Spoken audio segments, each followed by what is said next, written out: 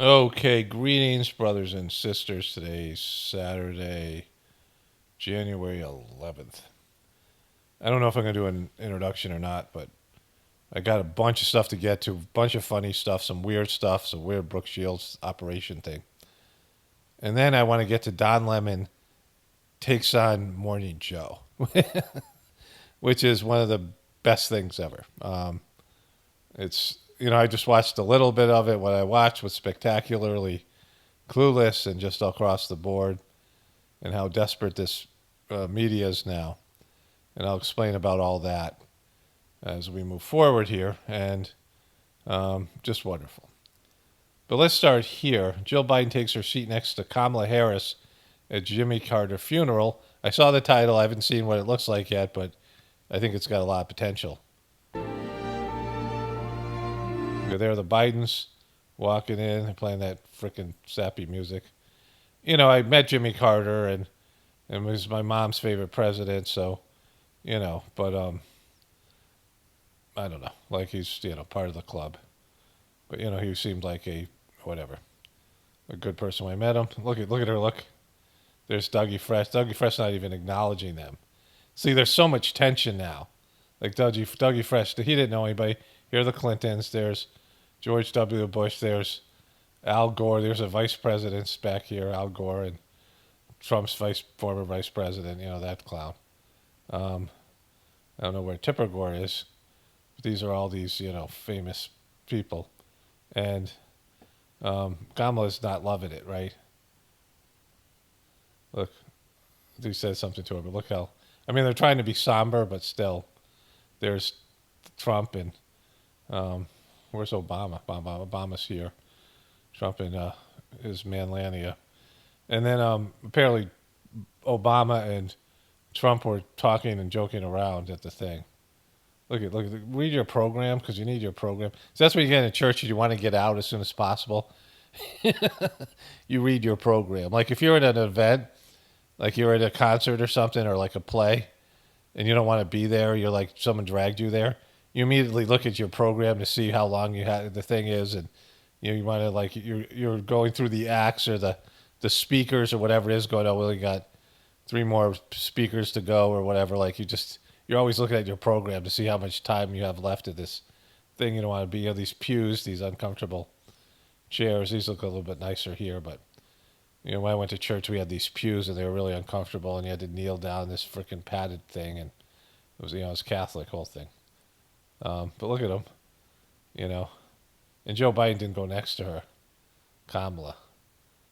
Touch your face, Joe. Jill looks like a demon. Looks like just a mean person. Bill Clinton's got his wife's glasses on for some reason. George W. Bush he's got a song playing in his head or whatever. Remember when he let's go back here. So remember he was in Iraq after they had murdered like 1 million Iraqis, which is not funny. But some guy got pissed off and he came in.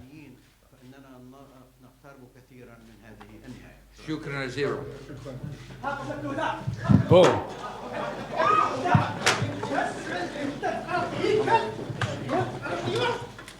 Look at him smile. Like, what's funny about that? That was just great. Here, look at the slow motion here. Doesn't bother me. Doesn't bother me. And if you want the facts, it's a... Okay, you murdered a bunch of people there. He's totally going to justify throwing his shoes at you, which is a big insult in these countries, pointing their feet at you, bottom of their souls. But he gets up, he's like, well, who's that guy? Boom, what a dodge. That's dodgeball quality dodge. And he's going, another one. That was just great. So many great Bushisms. He was just, I didn't appreciate him when we had him. If he was president now, I would cover a lot of his, he was just, there was a lot of glee from his many mishaps and mistakes and misspeak and stuff or whatever. This guy is kind of funny. It says, Sunny Hostin sinks her husband in bombshell lawsuit. And he's got another little clip I hadn't seen before here. For this one, orthopedic surgeon and husband for the View host, Sunny Hostin, has been named in a federal lawsuit alleging insurance fraud. She got on television. She These women tell me why she got her husband is named in a lawsuit in insurance fraud, and I'm gonna show you exhibit. Let me say exhibit B. Can you show this to the jury? Roll it, Nick. You know, doctors suffer because of big corporations So we saw this part. as well. Doctors that want to do good, like my husband, you know, operates on someone even though they don't have insurance. I mean, And they're talking about threatening him with insurance fraud. I would say you could get about 20 years in prison, so that's a death sentence for him. okay, so that guy, I'm not sure who this guy is. The officer Tatum. I've been waiting my And so he's pretty psyched about it, as is other people. Like, there are a lot of people, when I look for Sunny Hostin, I couldn't find the View stuff. I just don't have the energy in me to comb through the View ladies today or yesterday or whatever it was. Today, both days. They're just so annoying. And maybe there'll be something where she'll address it. If she does, people send it to me or whatever. So, and then I'll look into it. But until then, this is enough. But then somebody else did a little bit of, I think it's Sky News Australia, picked a few of her stuff where she was slamming Donald Trump for being a felon. So here she is with Akeem Jeffries. Struggling with, and I'd love to hear your thoughts on, is how did a convicted felon resonate more with Americans than a hyper-qualified woman of color? I mean,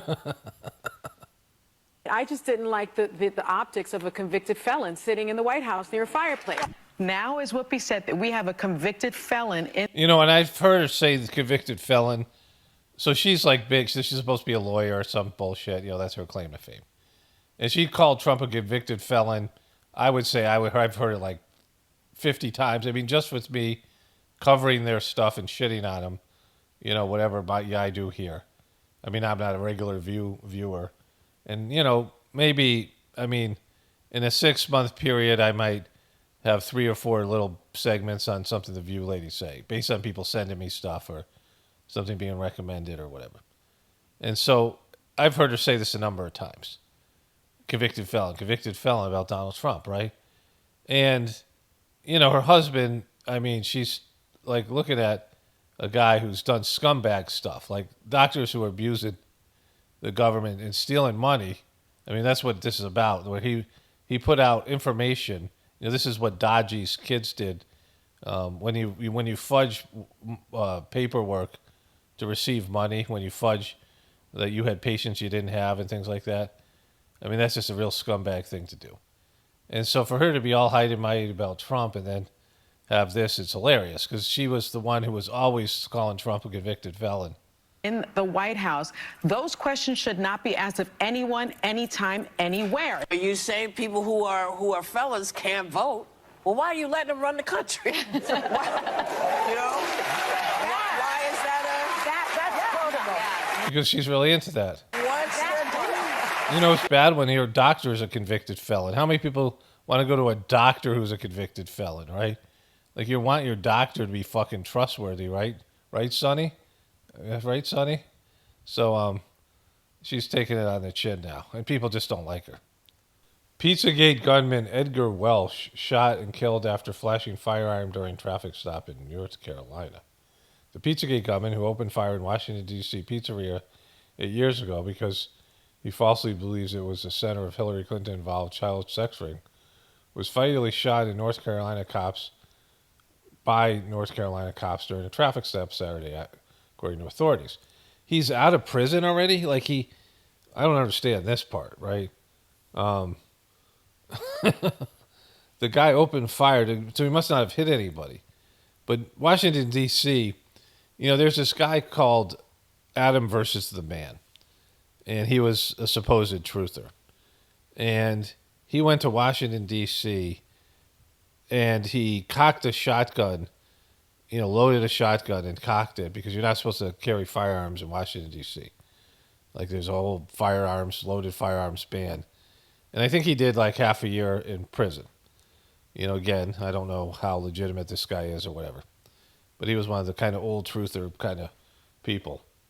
And he did this like a moron. I don't know why his logic behind this. He wanted to test them, but he put it up on the internet, so there was evidence, and they arrested him. And that was just for loading and loading. I think it was a shot. I can't remember the specifics, but I saw it years ago.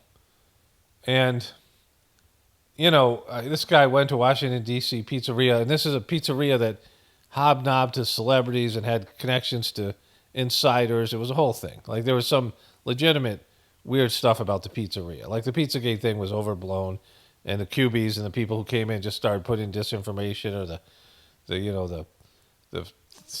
other people. There was that. It's just the guy here, and so he looks like that's a fake beard. He looks like he's some actor in disguise here. Canopolis police officer shot Edward Wells, the city of Salisbury, after he pulled a gun on authorities while sitting in the front passenger seat of a 2001 GMC Yukon, according to the police department. Wells gained notoriety in December when he pulled the trigger of an AR-15 inside D.C.'s Comet Ping Pong, claiming he was standing up against a corrupt system that kidnaps and tortures and rapes babies and children in the backyard, court papers said at the time. So he only got, to do that. I mean, he opened fire in a place in Washington, D.C., and he's back on the streets. How long did he even go to jail? The disturbed gunman who drove from North Carolina believes conspiracy that wildly claimed Hillary Clinton and her presidential campaign chair, John Podesta, was behind the non-existent child sex ring from the eatery's basement. He shot at a storage door and fortunately did not injure anyone inside. He surrendered when he realized no children were held captive. Welch pleaded guilty to federal charges and was sentenced to 4 years in prison in 2017 by now Supreme Court Justice Ketanji Brown Jackson, who was then a district judge. But he again found himself in trouble that cost him his life this time when cops pulled over for a car that was in the weekend and recognized him as a suspect with an outstanding warrant on a felony probation violation, according to law enforcement. One of the cops opened the door to arrest Welch, and the convict pulled a gun from his jacket and pointed at the officer, and that was it for him. There's the Comet Pizza. Lots of shit going on there. So, here's something weird about Brook Shields. I'll get to this in a second. But that was when it was pretty obvious that they either were going to put shills out or just crazy people, whatever it was. We're going to take things too serious and try to act on minimal information and speculation and propaganda and misinformation. And even if it was true, there wasn't any, what they were doing was just going to hurt the rest of us. Remember? Like that. And that led to the banning of so many people because, when people are mentally challenged or emotionally messed up or psychologically messed up, or they're just shills or patsies or whatever they have there, and they were using that a way to shut down people from saying what was, legitimate investigation. And so much of the pizza stuff was just made up and exaggerated. And that went into the Jeffrey Epstein stuff that led to the other, aspects of these things, right? As far as we know, none of these things happened. I mean, the whole thing's a show, right? The whole thing's just, it's very hard to tell what's legitimately happening or what's just being told to us is what's happening or what's manufactured or what's whatever.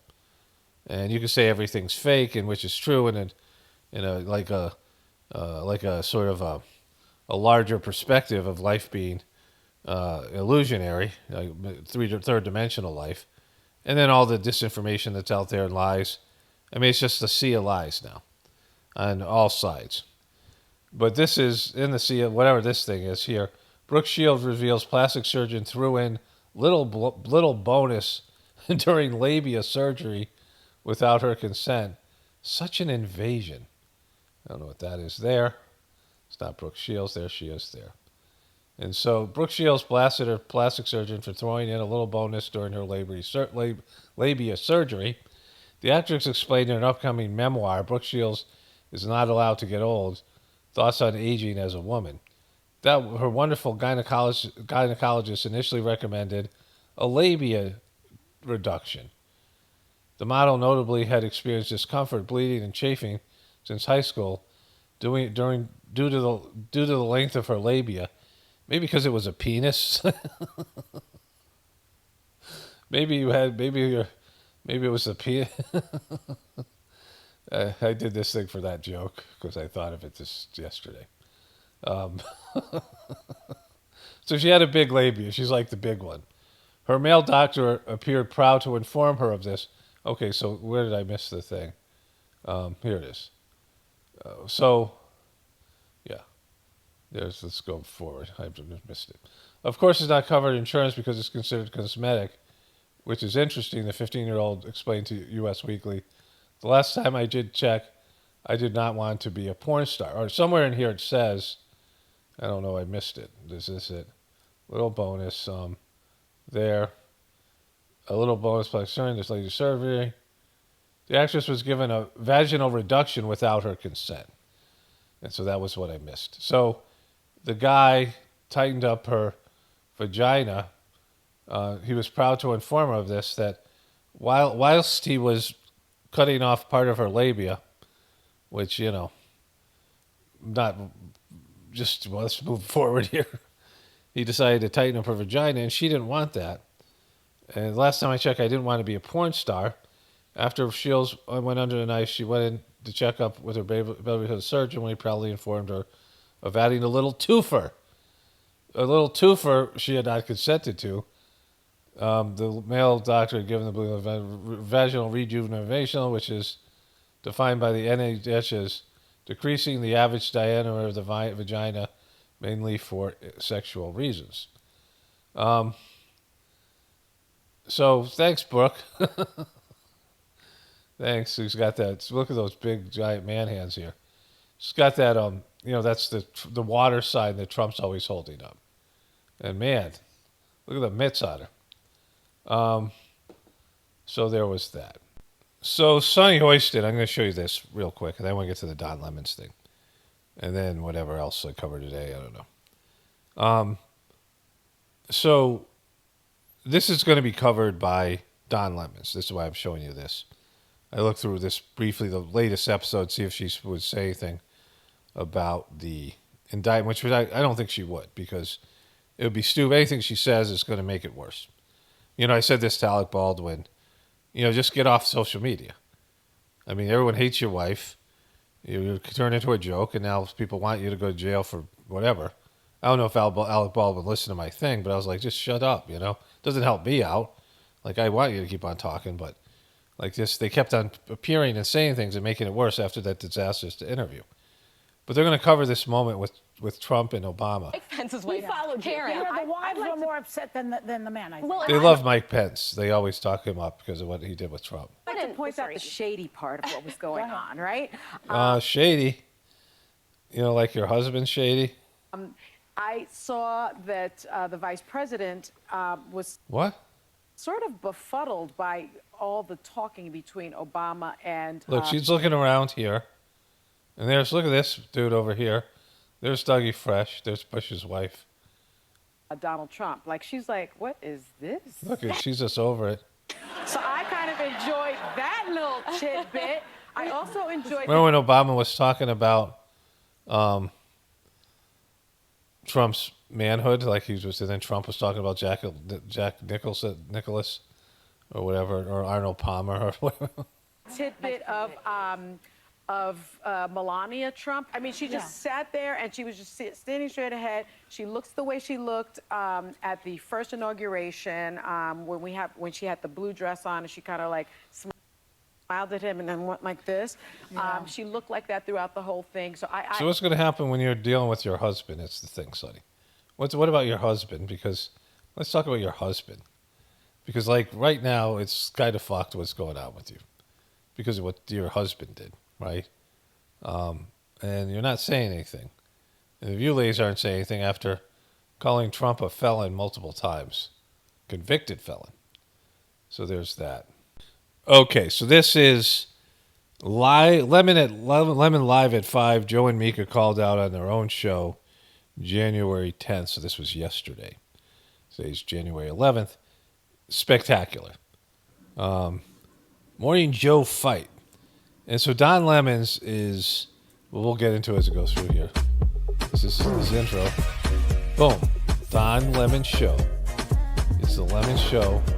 Go Don. You got it. Like, where are you? So you guys know what that means? The music. We are here and we are live. So Okay, when you say we, do you mean you and like one other guy? He says we a lot. But I can't imagine he has more than 2 people working for him. I don't know how much money he's making. I don't know if he's running ads. I don't know how he's monetizing this. I don't know any of that stuff, right? YouTube recommends his stuff and pushing it out there. This one got over 100,000 views, his video. And I don't know why, maybe because of the Mika stuff and Joe Scarborough. But he says we, like he's got, a team of people. So good to be live with you. Lemon Live at 5. I'm coming to you live and in living color at 5 o'clock. And we are live on all platforms. We're live on YouTube. We're live on TikTok. We're live on Instagram. We're live on Facebook. And then, of course, the podcast version, the audio version of our program, and some video on Spotify, iHeart, and Apple Podcasts. So welcome, everyone. And So you're sucking on it different platforms, right? So there's that. And so all that stuff. For joining us this evening from on TikTok, where so our program is front and center, so that I don't have to be chasing cameras around to try to figure out exactly what platform I'm on. And so I'm just going to tell you the first part of our show we're going to do live on TikTok, and then we're going to go away for a bit because we have some things that we want to talk about that's not exclusive to that particular platform. So anyways, we are so happy that you're here. Thank you so much for joining us. And let's see, I'm trying to find something so that I can at least be in. There we go. I want to be able to see the comments on TikTok. So there we go. Great. So I have it all up. So good to see you. Okay, so a lot to talk He's pretty professional and pretty technologically savvy. about. As you see, the fires, I'm still monitoring. We're monitoring the feeds behind me and in front of me. So we know. Why would you have a feed behind you? And it's like the worst thing. You got comments here, and then you got whatever's going on there. Know exactly what's going on with the fires. There's still lots happening there. A lot happening. We're going to get from Lemon live at 5. And we're monitoring their press conferences happening, updates. It is horrific out there. So good evening, everyone. Corporate news, though. Guys, what is going on with corporate news? It's crazy. What is it? Chaos. Chaos. That is the It's chaos over there. Morning, Joe. main topic of tonight's show, my friends. So I want to know how did this discussion about civility turn into an uncivil war of words? It happened on Morning Joe. I'm going to tell you about that in a moment. And it was really 2 Republicans or 2 former Republicans, both of them part of the Republican Party. Officially, one was a sitting congressman. The other one was the head of the Republican Party. I'm talking about Joe Scarborough and Michael Steele. They went at it this morning. Other members of the panel jumped in. Some folks are saying, Joe, you're being a little too defensive. Joe, some folks are saying, who are these folks that are saying Joe was doing that? You great journalist, you. What do you mean, folks? There's folks that are saying that Joe was being defensive. Look, I don't want to influence you. I'm going to let you watch it. I don't want to influence you, even though I want to tell you what some folks are saying. And then you figure it out for yourself. We also have a ton He's just pushing out critical thinking because he's so open to different opinions and different versions of whatever the mainstream story is, right? Alternative narratives. News out of the world of tech to go through this evening for you. Meta is going full MAGA. Meta is going full MAGA. It's full MAGA on Meta. We have to get to that too. There's really no other way to put it. Meta is going full MAGA because they're not censoring anymore. Bullshit censoring, which we now know is bullshit censoring. We know that a lot of it was unjust, violated the Constitution. I mean, Joe Biden, there was that lawsuit, and they should have, and they repealed they put the lawsuit on pause so it didn't affect the election.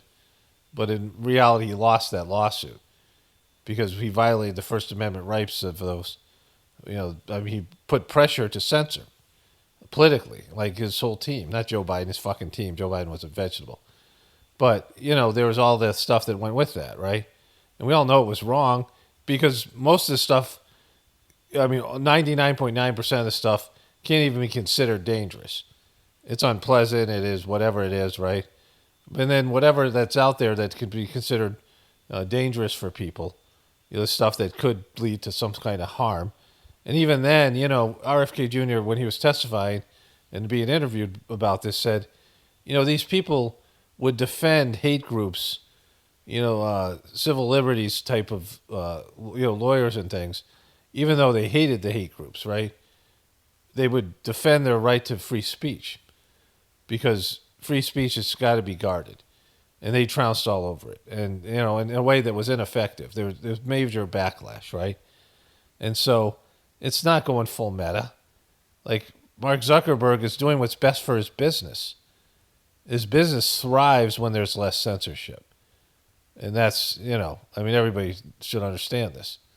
That these social media platforms are doing worse because of all the restrictions being imposed on them by people who are losing. They don't, these aren't people who are sincere about their concerns. You're getting their ass kicked because nobody wants to watch your crappy shows anymore on CNN and MSNBC, right? TikTok is facing off before the Biden administration at the Supreme Court.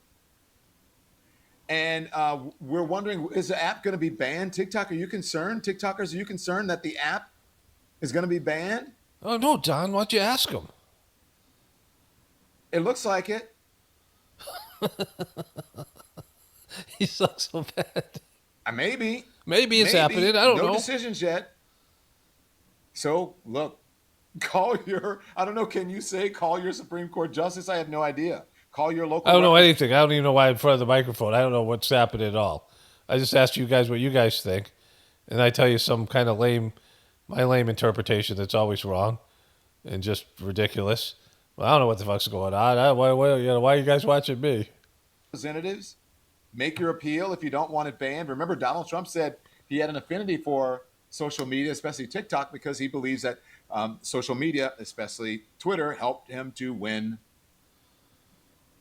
the presidency and to stay out of jail. So, and rest assured, again, my producers are monitoring the wildfires in California. If there's a major development, As producers, how many producers do you have? Like, how many people are you paying, Don? Like, how much money are you hemorrhaging on this shit bag, right? This horrible show. I'm going to bring that to you in a moment. Like, how are you generating income? Is he running ads? Like, I don't see him because I got YouTube Premium. But I'm not sure how he's generating any kind of income from this thing. And we're going to give you my word on that. We're going to follow that. Oh, you will. Thanks. The rest of your stuff you're lying about. Okay, so let's talk about this thing that broke out. And some people are saying that Joe, mainly Joe, and Mika were called out on their own show. That's what they're saying. Like you in the title, Joe and Mika called out on their own show. You said it in your title, and you're not saying other people said it. You're saying it. Say you said it. They got called out on their own show. Crazy. I can't believe that happened. They got fucking called out on their own fucking show. Now, I'm going to let you watch, and then I'll give you a little context about exactly why this may be such a touchy subject for them. If you remember the whole rigmarole about this. They had a lot of rigmarole. Making this pilgrimage or this trek down to Mar-a-Lago. Okay, so you thought that was a pilgrimage? Like they live like next door to the guy. They live in Florida somewhere. Joe and Mika at some $10 million, $15 million home. They're making $8 million a year. What Don Lemon was hoping he was going to make with Elon Musk, right? And between them, and then they have a studio in their house. So they just drove. Probably. I mean, I think they live in West Palm Beach too. I'm not sure. They live in a rich area. They probably, very close to Mar-a-Lago. It's not a pilgrimage. It's not they're going a journey to Mecca or something. After Donald Trump was elected, and it freaked out their viewers and folks who said, hey, wait a minute, you guys are the opposition. You've been, using the F term, fascism. You've been calling him all these names. You've been the opposition, and all of a sudden you're down there talking to him to try to work things out. Okay, I'm not making a judgment on that. I'm giving. Well, you did by the way you phrased it. They said that they were going to have to deal with him as president, not defending them. They're the worst, right? I mean, Mika and Joe are less likable than Don Lemon. Like, Don Lemon is stupider, but he's somehow better. Like, and he sucks. I mean, it's not like he doesn't suck, but, you know, Joe and Mika are the worst. And they were the worst shills. I mean, they're so egregious in the bullshit they put out there. Only the View ladies can, you know, they're a different audience and different way they express it. But Joe and Mika come in with their big, famous, you know, Mike Barnacle and these people and, you know, these guys who are all the Donnie Deutsch and Donnie Douche and all these people. Donnie Douche used to be on The Apprentice with Trump. And Trump says the guy begged him to be on the show, you know, from the Deutsche Bank. And they have all these people, insiders, you know, big name people, old school journalists, and they come in like they're factually based people, and they're the worst. They're worse shills for Joe Biden, right? But he got his ass kicked by them. So Don Lemon was on after Chris Cuomo, and Chris Cuomo carried an audience. Like, he was considered better by the people that watched this crap. And Don Lemon was slipping, and he made a lot of gaffes and stupid things, and he had issues, and he just wasn't good at articulating his point of view or even coming up with a point of view, right? And so he sucked. And so CNN was hemorrhaging money. And he had a big contract that they couldn't void. They wanted to fire him for cause, but they couldn't. So they stuck him on the morning show. And remember, he came out and said it was a promotion.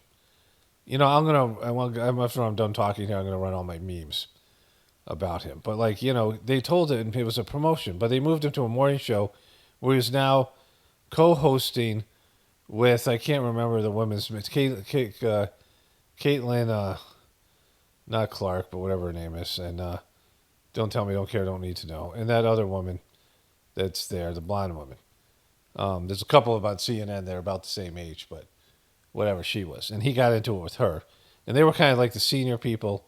And Caitlin Collins, that's her name, she ended up getting her own show. I think she ended up getting Don Lemon's time slot. I think her show now is on Don Lemon's old time slot at 9 p.m. And so Don Lemons went on the morning show, and it was a disaster. And CNN was desperate to bring in viewers. They had Charles Barkley come on and do a show with Gayle King and just all these things. It was just a mess. And they were just trying anything. They got a guy who used to be Stephen Colbert's producer or something, hired him. He was trying to jazz up CNN and make it more entertaining. And they stuck Don Lemon on the morning show, and it was horrific. I used to cover it. I mean, it was way worse than Morning Joe. Like, it was a disaster. And Don Lemon was the main reason. So he sucked at night. They sucked in the morning. And he said a few things that were, like, anti-women. You know, they're considered, you know, whatever, misogynistic or whatever they call it. And, you know, they were just Don Lemon being Don. And he argued with this woman. And he said some stupid stuff. And they fired him, and they tried to do it for cause, but then they paid him $26 million to go away. They just paid him, like, just in a network where they're firing people and laying off other people. They're still paying this guy. They had to pay him like some big settlement, like $26 million, which is fucking crazy. And they went on Elon Musk. He did an interview, and Elon Musk realized he was just going to do CNN shit. He didn't get the whole internet stuff, right? But in all that, he lost to Morning Joe. Like, Morning Joe is the show that gets the big ratings at that time slot. And Morning Joe is very successful. And the CNN doesn't have a good morning show. And they've thrown all these, that guy John Berman, they throw all those, these various sucky people at the whole thing. It's never worked. They've changed their morning show a number of times. And so Don Lemon's last show was the morning show, and he got rolled by these two guys, Mika and Joe.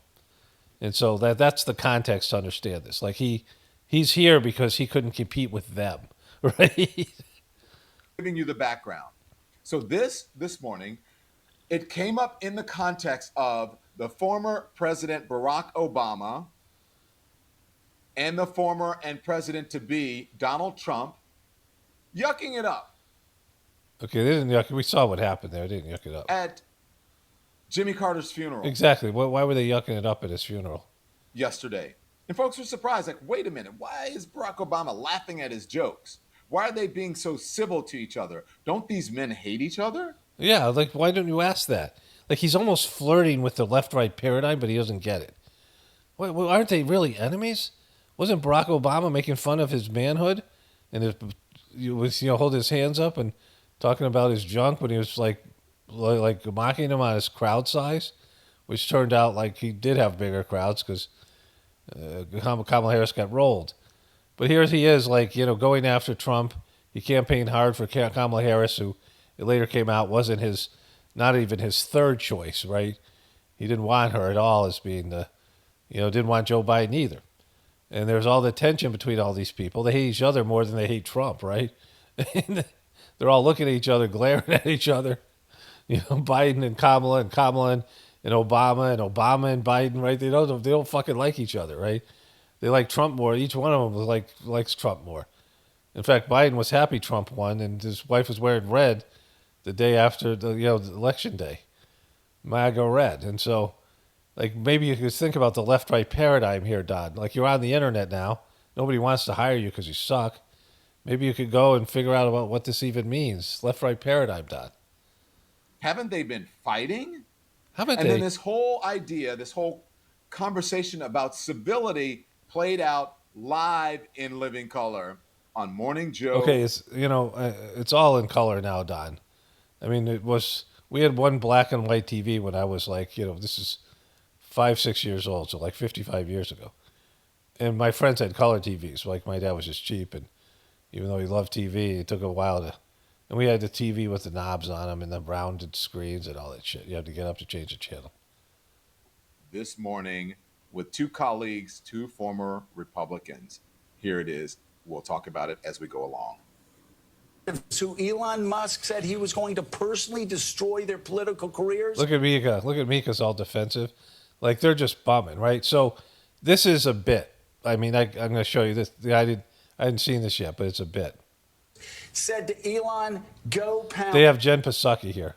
Sand. They voted against him. Now the next big test is, what will senators do? They said Gates was not acceptable. Will they say that Pete Hegseth, who's deeply unqualified for this position, is not acceptable? Will they say Kash Patel, who has said he's going to throw people in jail? That's the next big test. But as we move along, it is important for people to say, this is what the Supreme Court did yesterday. This is what the 11th Circuit did yesterday. Looks a hell of a lot like what they've been doing for the past 8 years. So the 11th Circuit had slapped down Eileen Cannon twice before. Because... So Michael Steele is... he was a Republican guy, Reince Priebus. He became the guy who was in charge of, the Debbie Wasserman Schultz of the Republican Party.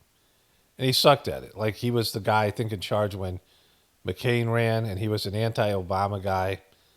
And then, I don't know what Trump did to piss him off, but he became a Democrat, just like Joe Scarborough. Joe Scarborough, this show was supposed to be a liberal in Mika and a Republican in Joe Scarborough.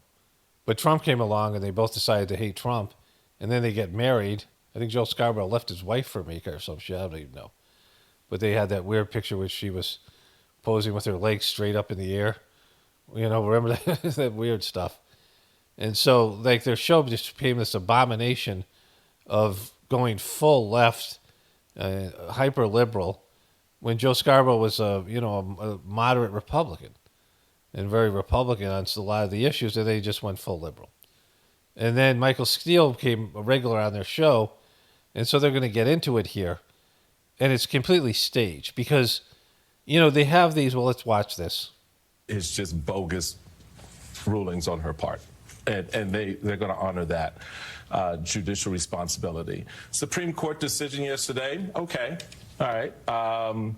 But I don't see the Supreme Court addressing the fact that one of its justices had an improper conversation. Michael, I'm not saying we're walking in a winter wonderland. Joe, you had your moment. Let me just finish the point. I know, but I get that. Tell us something we don't know. Well, I'm telling you something that you seem to forget. And so let me make my point. You may not like it, but I'm going to make it. And the reality of it is... Look at him. Look at Don Lemon. Look on here. I take your civility argument, and you like to say 78 million people voted for Donald Trump. Well, 82 million people voted for Joe Biden. Well, did they, though? And he didn't get that civility that you're talking about from Donald Trump in those... Nobody gets civility from Donald Trump until, they're he's buddy with them at the funeral. 4 years. Right. So now the expectation is, because he's won again and he got 78 million people, we all got to be civil to Donald Trump. Well, okay, I'm prepared to be civil. Nobody said that. You did. No, I didn't say that. I did. No, So He goes, I did. say everybody has to be civil. the reality of it is, So that was the conversation just before they were talking about Eileen Cannon. All right, so let me just say this before Don Lemons just shows you how bad he sucks. He can't interpret his anything, right? But this is the network show that kicked his ass, right?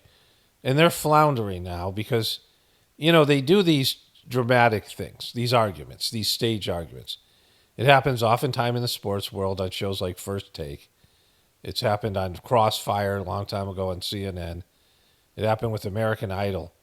It came out that Randy was supposed to argue with Simon and these reality shows where there's this banter.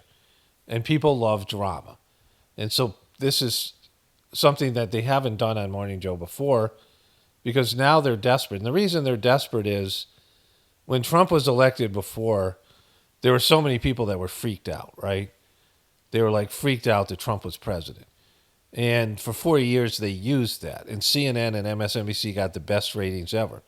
And Don Lemon was able to survive that era because Chris Cuomo's got a lot of ratings, better ratings. And they still, weren't as good as Fox, but they're a lot better. This was their golden era.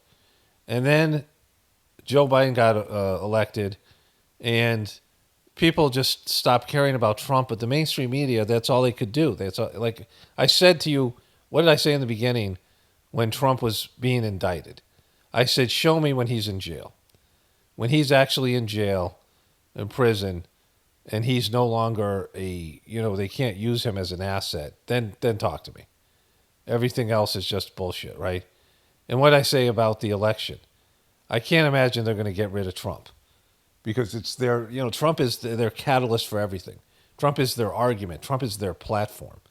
Anti-Trump shit, right? And not that these guys, Trump is great because Trump sucks, but these guys, Trump is their asset. They're not going to get rid of their best asset. And so for 4 years after when Joe Biden was president, they talked about Trump. And people were not digging it. They were over it. They were just tired of the Trump hatred. And they started realizing people started realizing Joe Biden was senile and these guys were lying to him. And so their media was gone. The ratings plummeted again. And that's when CNN was struggling and even MSNBC. And this idea that we're going to hate Trump all the time.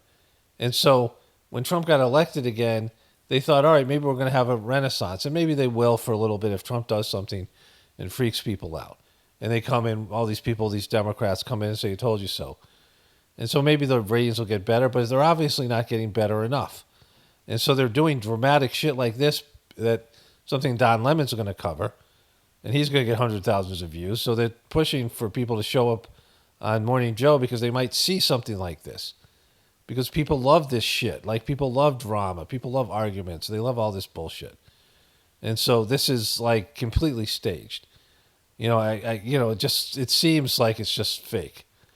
And, there's reasons why they would do this. The reason, there's a lot of motivation to fake something like this. Cannon and all of that it came up, as I said, in the context of Barack Obama and Donald Trump. That was just a bit of the conversation they were talking about. And I think Joe is making the argument that, hey, look, it was nice to see some civility playing out between the two. And Michael Steele is like, it goes both ways. Now, thanks for explaining this incredibly hard to understand interaction. This is how bad Don Lemon, he's got to explain this to you. Like, we couldn't figure out what we just watched. Is he giving Michael Steele the chance to talk, to speak? It seems like he's jumping all over Michael Steele here. And Michael's like, look, I'm gonna make my point. Exactly. I mean, thanks, Don. I didn't understand what that all stuff meant. Right? And what is very interesting is that this is Joe's show. You tell me, was he being too sensitive about it? Is he being too sensitive about it? As you remember when he got into it with the woman on the other woman that was on his morning show, and they were like co-anchors, and the other girl was like kind of like their sidekick, And they got into it, and he was like, I'm the star of the show. Don Lemon thought he was the star of the show because he came in from prime time and all those things. Let's go to those memes. Let me show you those memes, and then we'll get back to this. I think we have to stop coddling people when it comes to this and the vaccine, saying, oh, you can't shame them. You can't call them stupid. You can't call them silly. Yes, they are. The people who aided and abetted Trump are stupid because they believed his big lie. The people who are not getting vaccines, who are believing the lies on the internet instead of science, it's time to start shaming them. What else? Or leave them behind. Because they are keeping the majority of Americans behind. There's nothing fake about CNN. A person who writes everything that comes out of my mouth. Not everything, but, you know, the things that make sense. Susan Lay is great. But I was not demoted. None of that. This is an opportunity. This is a promotion. This is Are you guys hammered? Oh my God. Are you guys hammered? No. Boo-hoo. Ooh, cancel culture. Think twice. Yeah, I said it. The hypocrisy is off the charts, and it is sickening. This is Joe's show, and I don't think Joe likes people to go against him on his own show. Now, I will say... Wait, you don't think he likes people to go against him on his own show? You don't think that he likes... He has a show, and he... Show me a person who has a show that wants somebody to go against them. Other than when it's staged and they're doing it for dramatic purposes to increase ratings.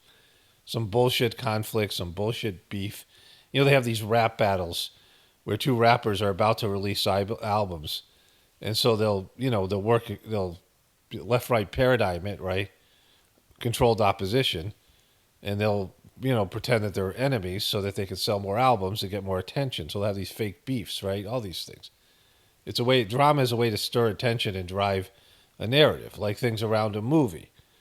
That Blake Lively movie, like that whole movie was supposed to be a debacle. It was a way to get the word out about the movie, right? If people are talking about you, right, it doesn't matter what they're saying as long as they're talking about you. That's why, Madonna would do all these controversial things to increase views. It's sensationalizing things to increase views, right? Because your content sucks. You can't draw people to you. Or people are too stupid to realize that your content's good because they want drama and they want, and people have people have disastrous tastes. They eat poison. They smoke poison. They put poison in their bodies. People make bad mistakes in relationships, right? They don't like, they don't want a person that loves them and, like this kind of things. They want drama. They want the bad boy that they think they can fix, right? When they have a guy that loves them, a nice, stable person, women or whatever. Men, same thing. Chasing after, like, Babylonian hoes. When they could have a nice, whatever, a good woman. Like, people make bad choices all the time. People are drawn to the darkness, right? And so this is, Be my assessment after this. I think this is good television. Yeah, exactly. You got it, Don. This is good television. I think that there should be more of this, and it might actually help them. So it helped you? Like, you had this and you got fired, right? Your shit was real. Like, you made bad mistakes, and all of a sudden people... And I wonder how much that was staged. Whatever that was. But if it was, he sucked so bad. He was so stupid about it. Show. If they had... And on every show, if they had these kinds of voices that they actually have in their stable... And if they allowed them to be able to speak out and give... This guy's been on the show for like 5 years. The truth. Sometimes he hosts the show when they're not there. About Donald Trump and about MAGA, it would be better for their business. And you don't think that the Morning Joe did enough on... Morning Joe was more attacking MAGA than you were, than the CNN was. And you're saying that, this guy coming out against MAGA... Like, Morning Joe didn't shit on MAGA for more than anybody else. They were the worst shills for Joe Biden. They loved Joe Biden. I mean, the way they talk about the guy. Like, they were talking about him like he was the greatest president in the history of presidents. They were putting him on Mount Rushmore. I mean, that's the way they talked about it. They drooled all over the guy. They got on their knees, they're presenting. So, I mean, they were horrible, right? And so what are you talking about? Morning Joe is one of the worst about MAGA. They went and visited Donald Trump for whatever reason, and I think part of that was to drive an audience to them. Better for their ratings. Instead, what do? They elevate, promote, hire, and give lots of leeway to MAGA Donald Trump supporters. Oh, we need to understand the MAGA folks. We need to do that. You know how they over-indexed on. They never said any of that, right? They were basically saying, this is the way things are going. But they knew their audience isn't going to be MAGA. No MAGA people are going to watch Morning Joe. Like, they're acknowledging that the nation has gone in a different direction. And all you guys should acknowledge that. Like, it has nothing to do with Trump, because Trump sucks. But if people have a choice between mainstream bullshit and traditional candidates and traditional news and some other alternative, even if it's somebody as sucky as Donald Trump, they're going to take Donald Trump. There's the Trumpers who love him. But everyone else, it's just, they're just tired of all this mainstream bullshit, right? Like, these guys they don't see it. Like, Morning Joe at least kind of sees it, that people are tired of the censorship and all these things. And MAGA and then Meta, Mark Zuckerberg. Nobody wants to watch your lame-ass stuff anymore. Okay, so I went to eat, did some things with my wife, put together some shelves, some other stuff. And so I'm back to it here. Let's see what this... Panels, understanding MAGA out and give the truth about Donald Trump and about MAGA, it would be better for their business and it would be better for their ratings. Instead, what do? Wait a minute. So you're saying, like, in terms of what their truth is, what he's talking about, the truth about MAGA and Donald Trump, is the, right-wing, the left-wing media's bizarre obsession with Trump, what Trumpers call TDS, and they've been doing that more and better than anybody. If you're into that kind of thing, Morning Joe's the place to go. MSNBC's the network. CNN with, both these guys claim to be less liberal, both Don Lemon's and Chris Cuomo's when they left CNN, right? So MSNBC is full TDS, right? It's much worse. And Morning Joe is their worst show. And they were so pro-Biden in ways that were embarrassing. I mean, the whole thing's embarrassing, but this is next level. And so, like, his take on this thing, I mean, not even understanding it. When like Mark Cuban came out and said the media is right-wing, I mean, the fact is that most people tend to be conservative. And that's when I grew up, it's a little bit less now. There's a time that I was liberal, more liberal. And there's a time I was liberal. People in college are liberal, right? Things like this. And the majority of people are somewhat conservative. As you get older, you become more and more conservative.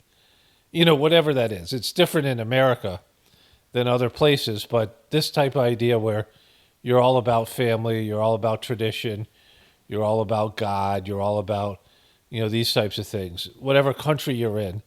And then there are people who are more about science, more about progress, more about freedoms in terms of, your ability to do things that are questionable morals and things like this, right?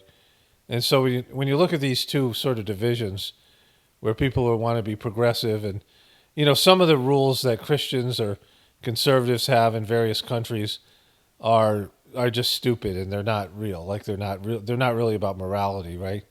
They're unnecessary. But some things are, in terms of what you're seeing now, them push out there in terms of the new morality, the Hollywood morality, it's something different, right?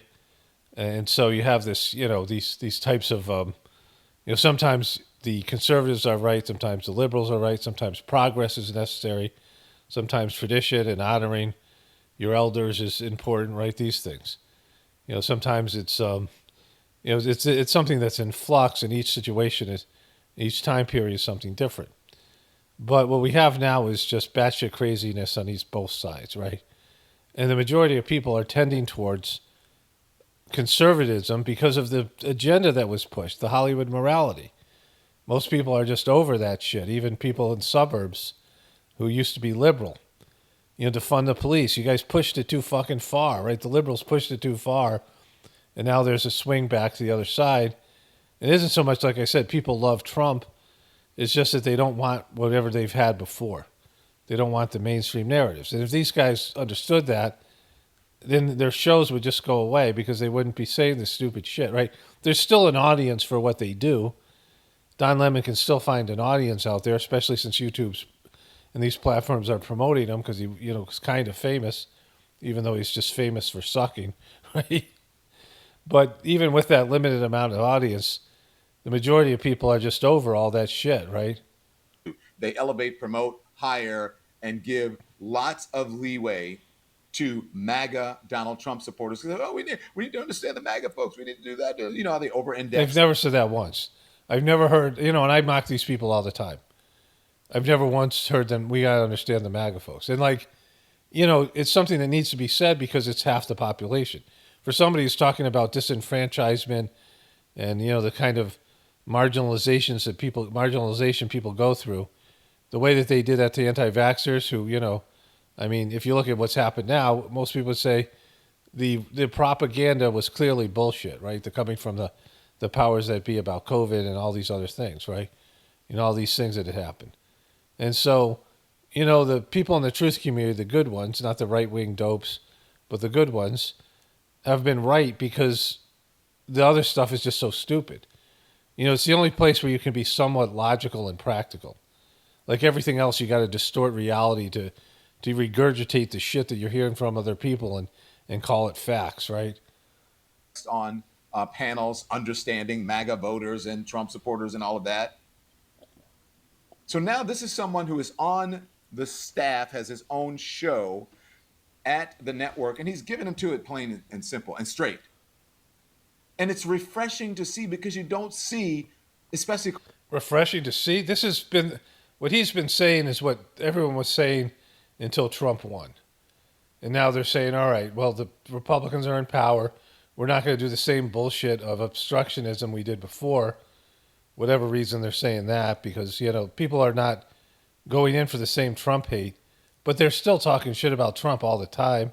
If you turn into Morning Joe, that's their main thing. They don't have a second act. Corporate media doing that. You see the other side. Folks like Michael Steele speaking out.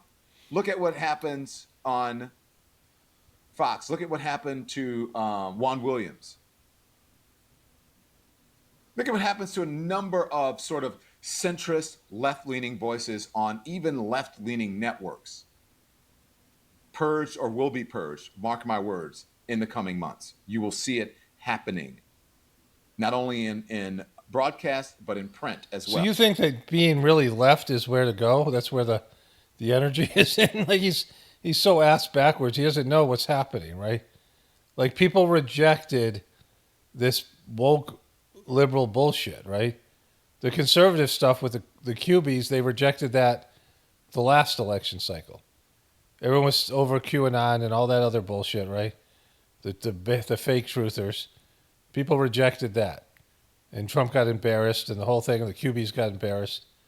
And it was like, all right, you guys are just, we got to get rid of this aspect. We got to minimize this aspect of our party, of our media, of our even the truth community. Like I was saying, we got to get rid of this thing. It's like it's killing us, right? And so that was what happened in 2020, 2024. Everyone's like, all right, we gave you guys a shot and you've wrecked the country. And your candidate is senile and you guys didn't report it. His son's a crackhead and you guys didn't cover that. And the whole thing's a mess. And we're tired of censorship, all these other things, right? Well, you're going to see it happening. Mark my words. Watch. Why? Because you're just such a predictor of truth. Bending the knee. Why? We don't want our business messed up in Washington. Why do we don't want to have to deal with Donald Trump's foolishness? So here is Michael Steele saying, civility goes both ways, and they're going at it. Now, look, I'm not... Trump is totally civil. If you attack him, it's one thing. But Trump will go against you when you're his opponent. But he says right after the election, oh, yeah, that played during the election. Like, Trump will be totally civil if there's a deal to be made, right? If people want to work with him. Like, he's naturally a rude person and kind of clueless about his social skills. But, like, this whole thing is, like, silly. Like, it's just, he's trying to shit all over the show that was always more left than whatever crap he was putting out there. And a show that buried him in the ratings. Like, How are you going to give them advice about what's going to bring in the ratings when you're on you're on TikTok now, bro? Is Joe being sensitive here? And is, quite frankly, is he being fair to Michael Steele? Let's go. Is he being? I don't know. Let's figure this out. I didn't say everybody has to be civil. The reality of it is, you're saying, no. You're using the term civil. I've never used that term. I'm using your term. You put civility on the table. You said we all have to be civil. There is a pushback that you have to have. But Joe. I'm just talking about Barack Obama. But I'm saying, I'm not, fine. I'm not talking about that. My main point is everybody's looking at this from a one-way perspective, how we need to approach Donald Trump. Mm-hmm. How the hell is he approaching us? Yeah. Right? The man wants to... Okay, so just so you know, they're not saying this at all. MSNBC isn't changing their format. They went and met with Donald Trump. But what everybody's acknowledging, we're going to go into the Mark Zuckerberg thing. I don't want to talk about that here. I want to see what Don Lemon's shits out of his ghoul hole about that, right? Because he's totally clueless. But what we're talking about here is demographics and business, and the majority of people have been through the ringer with this liberal bullshit, right? That one big ad about Kamala Harris making taxpayers pay for prisoners to get gender reassignment surgery, that was the ad that killed it, right? That was the big ad. That was there was an ad when, I'm not going to show it to you, but, I will. I guess I'll find it. But here, let me just go find that ad. So there's this ad here. I'm George W. Bush, and I approve this message. Now, his wife hated him. She was on pills or some shit. Their two daughters are crazy, right? Especially the one on TV. But this is kind of traditional shit they were selling. They still sell this. But in 2004, this is what played, right? And so Karl Rove was some sort of a genius. And he was, this guy called him Turd Blossom. And he put together this ad. This message. In which direction would John Kerry lead? Kerry voted for the Iraq War, opposed it, supported it, and now opposes it again. He bragged about voting for the $87 billion to support our troops before he voted against it. He voted for education reform and now opposes it. He claims he's against increasing Medicare premiums, but voted 5 times to do so. John Kerry, whichever way the wind blows. So that's a great ad because back then it was about being flip-floppers, right? It was about being a flip-flopper, right? This supported it, opposed. And so John Kerry came out and he did an interview and he said, I was for that until I was against it. And a sophisticated political mind would realize sometimes things change, sometimes you get things wrong, and sometimes you have to adapt.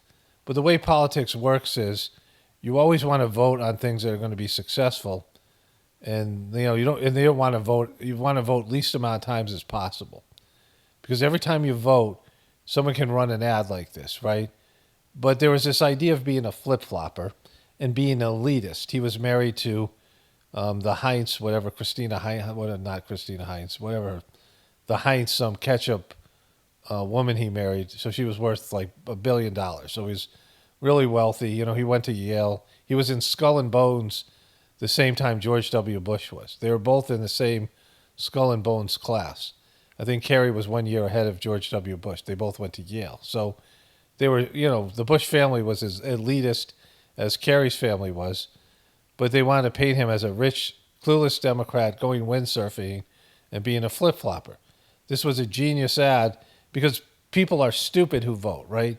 People aren't sophisticated. They're not sophisticated enough to understand what's happening with all that stuff, right? Let's put that here. Like with that, this kind of, that things change.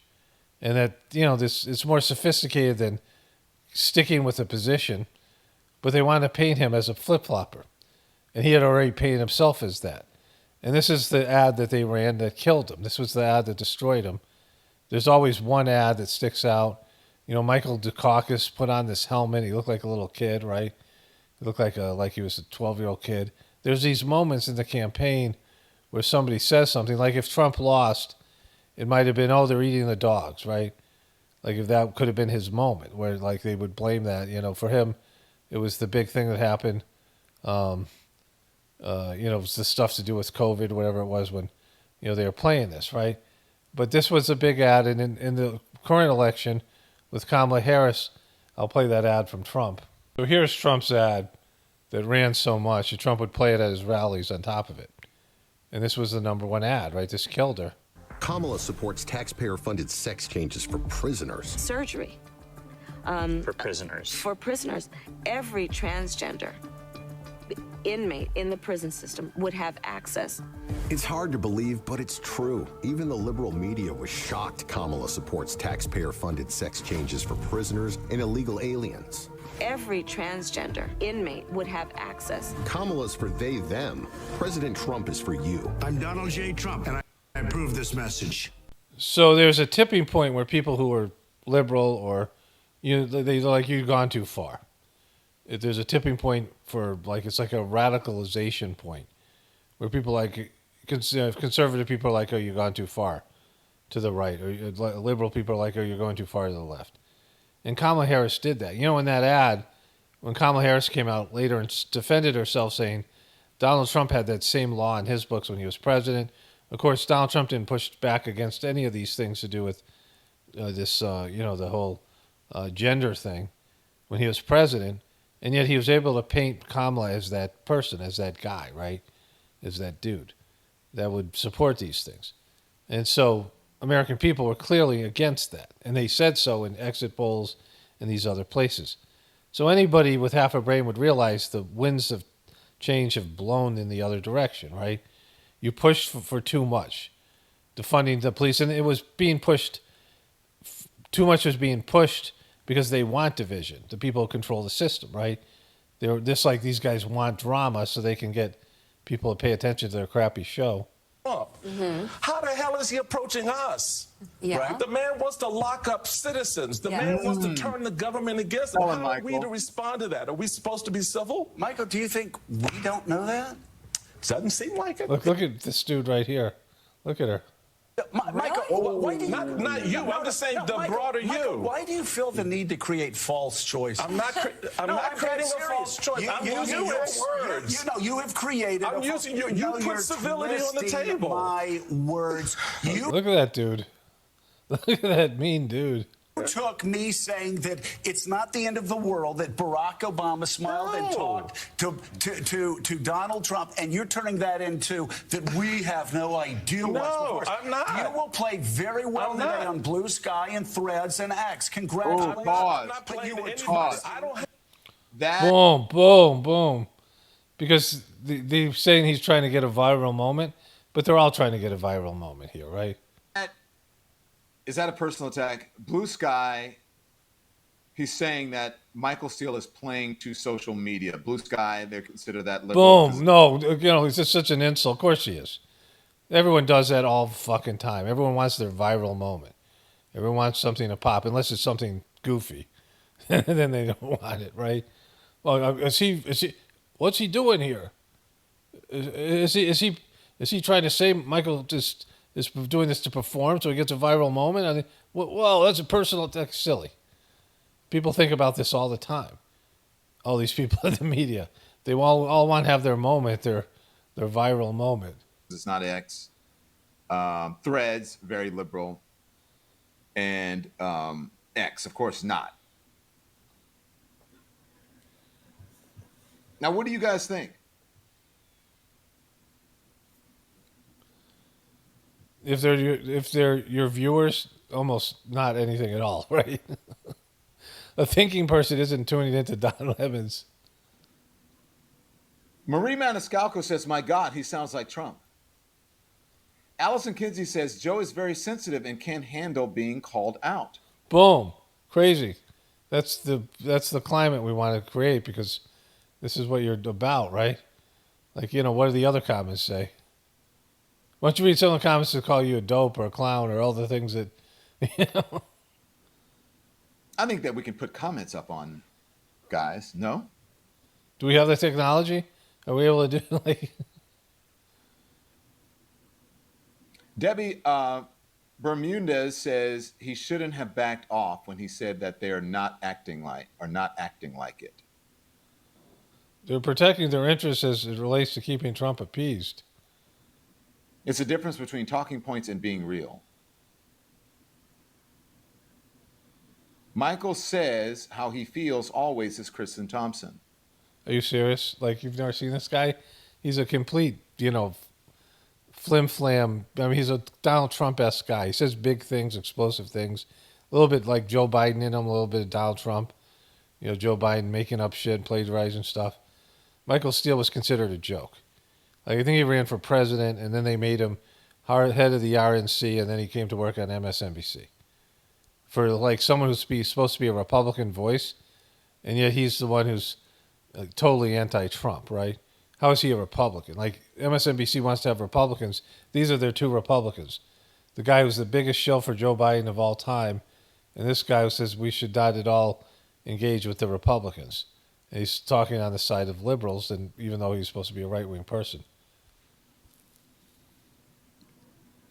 Winky Campbell, Joe is wrong. Winky Campbell gets it. It's interesting to me to hear and see this. Winky Campbell says Joe is wrong. Winky Campbell. Winky fucking Campbell. What do you guys think? Yes, he sounds envious, says Maria. Well, Marie Maniscalco. Maniscalco. Being defensive? No, Joe and Mika kissed the ring, says Donna W. Joe is weak, but not being able to take any criticism. Michael is correct. Well, see, these guys, they're so brilliant, these guys who watch Don Lemon. Where does he get these rocket scientists from? It's 5, I think it's Sarge Tech or 5 Arch Tech. Joe and Mika are still begging for forgiveness. Joe S. cannot stand it in the hot kitchen, says August de Winter. Look at these comments. Jane R. says, and Joe and Mika are playing to felon Trump. Now, look, I don't know what you guys think about this.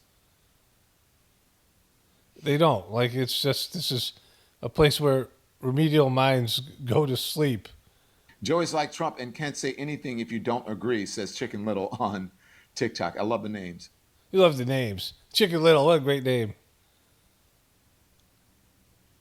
They were sitting right next to each other. Joe is a typical Republican, says Tammy R. Joe is, I don't know if he's a Republican anymore. He's not. To forgive Joe and Mika, says Jim. And I'm reading, these are some of the TikTok comments. You're not going to forgive them? You're not going to fucking forgive them? And again, these guys have a stable show, and they are valued people. No one's talking about them being replaced. No one's talking about them being fired. No one's moving them to some other time slot like it happened to Don Lemon, right? These guys are successful in their bullshit that they do. They're the worst. I mean, it's hard to, Don Lemons and Chris Cuomo sucked in a different way, but they all suck, right? But they're doing well. They're killing it for what they're doing, right?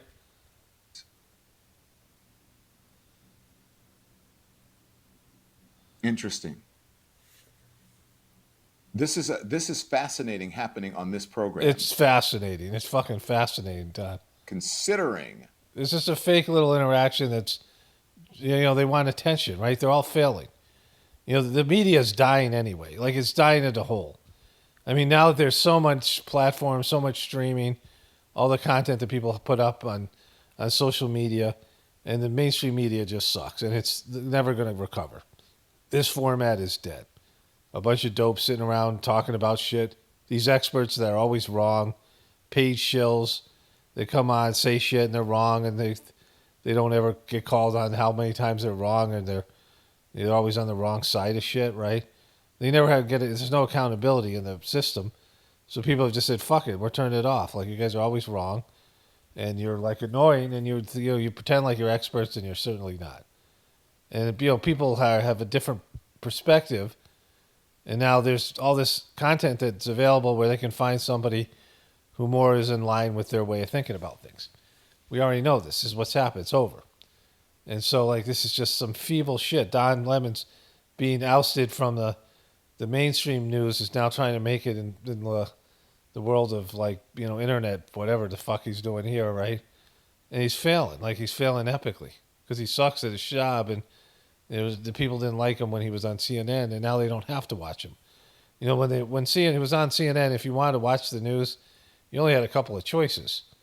Now he's fighting against billions of people on TikTok who have channels.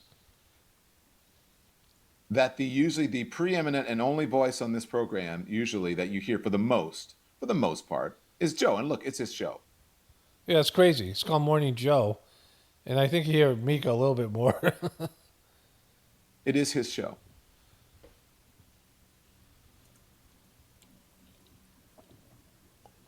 But to have them call out like that, to me, that's very telling and very interesting. I don't know. Think Michael Steele will be invited back? This conversation is fascinating. Let's keep going. I have an audience here. I'm just saying. I don't have a particular. Can we pause real quick? Pause real quick and back it up. You are. I just want you to back it up a little. Pause and back it up a little bit. Watch the body language. Watch. Just go back even more. Because I think Mika gets a little bit uncomfortable when she tries to say, Joe, let him talk, or whatever. She's always uncomfortable. But watch the body language. Here we go. To Donald Trump. Look at Donald. Watch his analyzation here. He's trying to be like a person on the internet, right? Because, he is one. But he sucks at it. He's trying to rip off our stuff, but do it in a left-wing way. And he's a moron. He doesn't understand. He doesn't know how to read body language. He's always like this, right?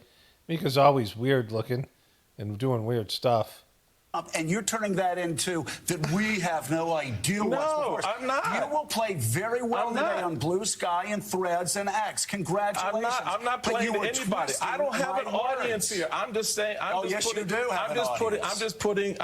have a particular. I'm talking to the American people just like you are. I'm using the words you use. No, you're twisting. And so I'm not twisting your words. So let me untwist them. Okay, good. Civility is a two-way street, as I said at the very beginning, and then you attacked that. No, I didn't attack you did. that. You did. Michael. You did. So you body language. He said body language. You need to go back and look at the tape. We can look at the tape. But the reality of it is, my general point, Joe, is that civility is a two-way street. If you want to throw civility on the table, I'm with you. I'm all down with that.